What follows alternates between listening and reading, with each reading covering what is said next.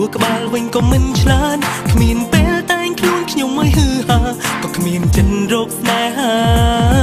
ស្រាប់តែថ្ងៃនាងប្លែកអង្ចាគិតថាមានស្នេហាខួរក្បាលខ្ញុំនេះមិនបានការសួរពីប្លែកណា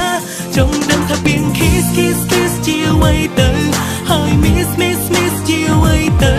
ហើយអ្វីជាងតែលឺពីងនាងគ្រប់ពេលប្រាប់ផងខ្ញុំកើតអីខ្ញុំស្គាល់តែពីង lonely ព្រោះរាល់ថ្ងៃខ្ញុំនេះក៏ lonely តាំងពីកើតមកខ្ញុំទៅជួបម្ដងនេះគឺអារម្មណ៍ពិសេសត្រឹមមិនបា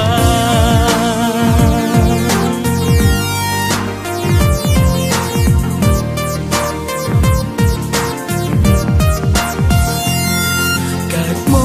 ករូបរាងមិនសូវស្អាតខួរក្បាលវិញក៏មិនឆ្លាតគ្មានពេលតែងខ្លួនខ្ញុំឲ្យហឺហាក៏គ្មានចិនរោគស្នេហាស្រាប់តែថ្ងៃនាងប្លែកអង្ចាគិតថាមានស្នេហាខួរក្បាលខ្ញុំនេះមិនបានការសួរពីប្លែកណាចង់ដឹងថាពីង kiss ជាអ្វីទៅហើយ miss ជាអ្វីទៅ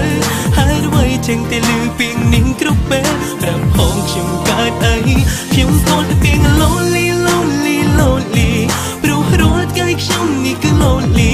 តាំងពីកើតមកខ្ញុំទៅជួបម្ដងនេះគឺអារម្មណ៍ពិសេសត្រឹមមិនបាន